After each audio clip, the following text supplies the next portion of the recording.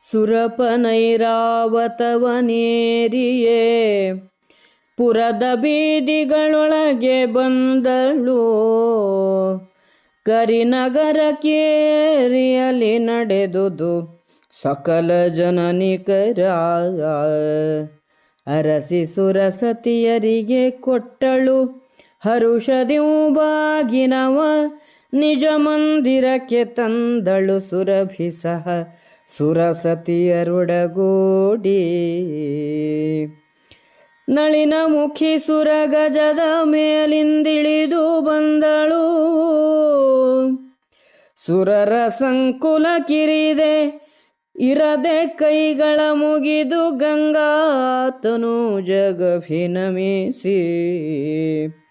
ಬಳಿಕ ಭೀಷ್ಮನ ನೇಮದಲ್ಲಿ ನಿಜ ನಿಳಯ ಕೈದಿದಳರ್ತಿಯಲಿ. ಕಡುಗಲಿಯು ಪಾರ್ಥಗೆ ಕೀರ್ತಿಯಾಯಿತು ಮೂರು ಲೋಕದಲ್ಲಿ. ದೇವದುಂದುಭಿ ಮೊಳಗಿದುದು ದೇವಾವಳಿಗಳ ಆಕಾಶದಿಂದವೇ. ಹೂವಿನಲ್ಲಿ ಮಳೆಗರೆದರ ಕುಂತಿ ಕುಮಾರರಿಗೆ. ಆವ ಬಲುವಿಲು ವಿದ್ಯೆ ನಿಮ್ಮ ಗರುಡಿಯ ಸಾಧನೆಯೋ. ಭಟದೇವ ಫಲುಗುಣ ಭಾಪುರೆಂದುದು ಸಕಲ ಭುವನ ಜನ.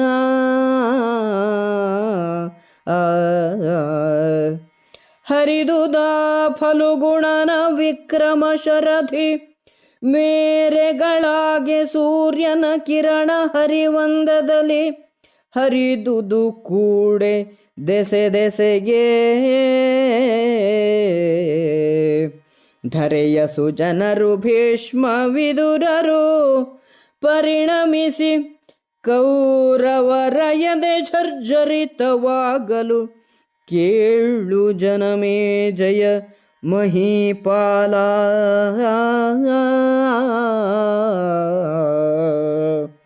ಭೂತಳಾಧಿಪ ಧರ್ಮಸುತನನು ಜಾತಗೆಂದ. ಮೂರು ಜಗದಲ್ಲಿ ಖ್ಯಾತಿಯಾಯಿತದಿಂದ್ರ ನೈರಾವತವ ಕಳುಹಿನ್ನು. ಭೂತಳದ ಸುರಗಜದ ದಾರಿಯ ಈತ ತೂಕ್ಷಣ ಕಡಿದು. ಬಿಸುಡೆನಲಾತ ವಂದಿಸಿ ಕಳುಹಿದನು ಸುರಗಜವ ಜನಸಹಿತ. ಬಿಲ್ಲನೇರಿಸಿ ಕವಲ ಬಾಣದಲ್ಲೆಲ್ಲ ಹರುಷದಲ್ಲಿ. ಸಾಹಸಮಲ್ಲ ಬರಸೆಳೆ ವೆಚ್ಚನ ಶರಪಂಜರಂಗಳನು. ನಿಲ್ಲದವ ತರಿದೊಟ್ಟೆ ನಿಮಿಷದೊಳೆಲ್ಲವವು ಬಯಲಾಗೆ. ಗೌರಿ ವಲ್ಲಭನು ಮೆಚ್ಚಿದನು ಫಲುಗುಣ ಭಾಪುರೇ ಎನ್ನುತ್ತ. ರಾಯ ಭೀಷ್ಮನು ಸಕಲ ದೇಶದ ರಾಯರನು ಕಳುಹಿದನು. ಪಾಂಡವರಾಯ ತನುಜರ ಹೊಗಳುತ್ತವರೈದಿದರು ತಮ ತಮಗೆ.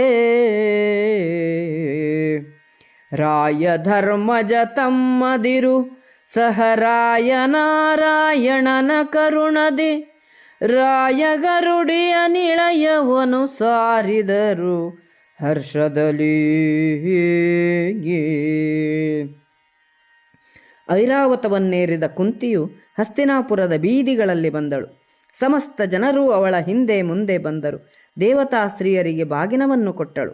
ಕಾಮಧೇನುವೇ ಮೊದಲಾದ ದೇವಲೋಕ ಸುವಸ್ತುಗಳನ್ನು ತನ್ನ ಅರಮನೆಗೆ ಕರೆತಂದಳು.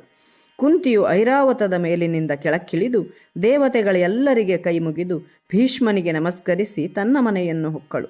ಅರ್ಜುನನು 3 ಲೋಕಗಳಲ್ಲೂ ಕೀರ್ತಿವಂತನಾದನು. ದೇವದುಂದುಭಿಗಳು ಮೊಳಗಿದವು. ದೇವತೆಗಳು ಪಾಂಡವರ ಮೇಲೆ ಹೂಮಳೆಗರೆದರು. ಲೋಕದ ಜನರು ಅರ್ಜುನನ ಗರುಡಿಯಲ್ಲಿ ಎಂತಹ ಸಾಧನೆ ಮಾಡಿದನೋ, ಬಿಲ್ವಿದ್ಯೆಯಲ್ಲಿ ಎಂತಹ ಪರಿಣಿತೆಯನ್ನು ಸಾಧಿಸಿರುವನೋ ಎಂದು ಹೊಗಳಿದರು. ಅರ್ಜುನನ ಪರಾಕ್ರಮದ ವೃತ್ತಾಂತವು ಸಮುದ್ರವೇ ಮೇರೆಯಾದ ಭೂಮಿಯಲ್ಲಿ ಸೂರ್ಯಕಿರಣಗಳಂತೆ ಎಲ್ಲ ದಿಕ್ಕುಗಳಲ್ಲೂ ಹರಡಿತು. ಸತ್ಪುರುಷರು ಭೀಷ್ಮ ವಿದುರರೂ ಸಂತೋಷದಿಂದ ಉಬ್ಬಿದರು. ಕೌರವರ ಎದೆಯು ಭಯದಿಂದ ನಡುಗಿತು. ಧರ್ಮರಾಯನು ತನ್ನ ತಮ್ಮನಾದ ಅರ್ಜುನನಿಗೆ, 3 ಲೋಕದಲ್ಲಿ ನಿನ್ನ ಪರಾಕ್ರಮದ ಖ್ಯಾತಿ ಹರಡಿತು ಅರ್ಜುನ. ಐರಾವತವನ್ನು ಸುವಸ್ತುಗಳನ್ನು ಸ್ವರ್ಗಕ್ಕೆ ಕಳಿಸಿ ಭೂಮಿಗೂ ಸ್ವರ್ಗಕ್ಕೂ ಕಟ್ಟಿದ ದಾರಿಯನ್ನು ಕಡಿದು ಹಾಕು ಎಂದನು.